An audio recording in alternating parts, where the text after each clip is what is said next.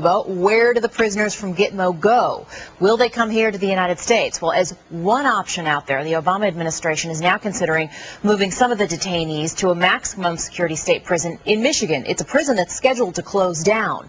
The idea would involve creating a courtroom within the prison complex there. Fort Leavenworth in Kansas also is under consideration.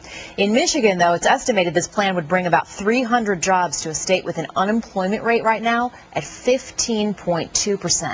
Congressman Pete Hoekstra is the top Republican on the House Intelligence Committee. He's joining us this morning from Grand Rapids. Congressman, good to see you. Supporters say the government could spend $100 million just to renovate this prison at Standish. Why do you oppose it? This is a really bad idea. You know, Michigan shouldn't be bailing out this president because he made an ill-advised policy statement back in January where he said, I'm going to close Gitmo within a year, even though he had no plan and no idea how he was going to do it. These are dangerous individuals. They pose a special threat to the community and to the people that guard them. And, you know, these folks need to stay in Gitmo. They shouldn't be coming to the continental U.S. Even some Republicans, though, in your state have been supportive of this idea. The former governor there, John Engler, said by his estimate, he thinks that Michigan could get up to $1 billion a year in this plan. Well, I have a tremendous amount of respect for Governor Engler. I got a tremendous amount of respect for the local individual and government officials there. But before they start saying this is good for Michigan, they really ought to make sure that there's transparency. Have they gotten the information, the classified information as to who these people are, the threats that they pose, what they've done in the past, and also what they've done while they've been in Guantanamo?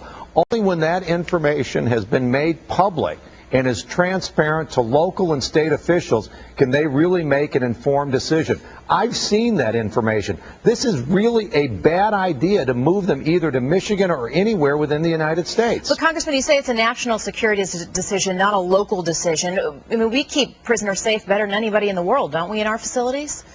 These are a special class of detainees and prisoners.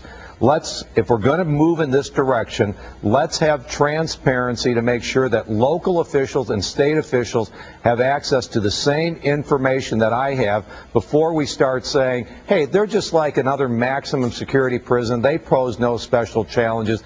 I believe that they do. Let's make sure that everybody has the transparency and access to the same information. There's some, opposition, as you know, in Kansas as well to putting them at Leavenworth. What's the answer here? The president signed the order. Gitmo's going to close.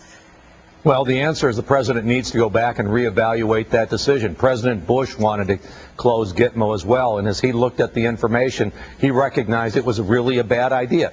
This president made the decision to close Gitmo without any information. He made that decision the second day in office. He ought to now go back and say, we've looked at it.